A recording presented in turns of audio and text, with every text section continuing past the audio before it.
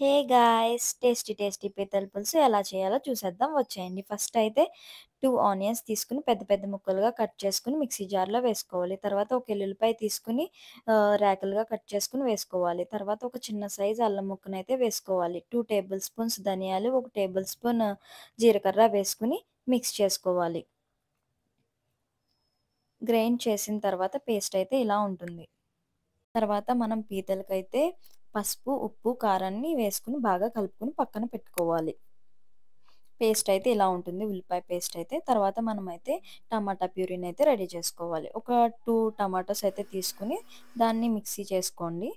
టమాటా puree అయితే ఇలా ఉంటుంది. తర్వాత ఒక చింతపండు ఒక చిన్న ఉండ లాంటిది తీసుకొని దాన్నయితే నానబెట్టుకోండి. ఒక చిన్న సైజు ఉండ లాంటిది. తర్వాతయితే పాన్ పెట్టుకొని దాంట్లో కొంచెం ఆయిల్ వేసుకొని మనం ఉల్లిపాయ పేస్ట్‌ని మిక్స్ చేసుకున్నాం కదా! దాన్నయితే తీసుకొని ఉల్లిపాయ పేస్ట్ అయితే అంతా ఇందులో వేసేసి కాసేపు ఫ్రై చేసుకోండి.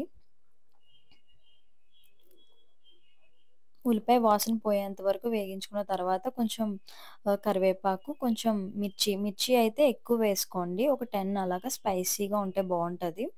కొంచెం పసుపు, కొంచెం ఉప్పు, కొంచెం కారం తగినంత వేసుకోండి. తర్వాత బాగా మిక్స్ చేసుకొని కొంచెం ఫ్రై అయిన తర్వాత కొంచెం టమాటా ప్యూరీని చేసుకున్నాం కదా! టమాటా ప్యూరీ అంతా వేసేసేయండి. అది కూడా బాగా ఫ్రై అయిన తర్వాత పక్కన పెట్టుకున్న పీతలనైతే వేసేయండి. వేసేసి కొంచెం ఫ్రై అయిన తర్వాత మనం పక్కన పెట్టుకున్న చింతపండు రసం అయితే ఉంది కదా! అదంతా వేసేయాలి.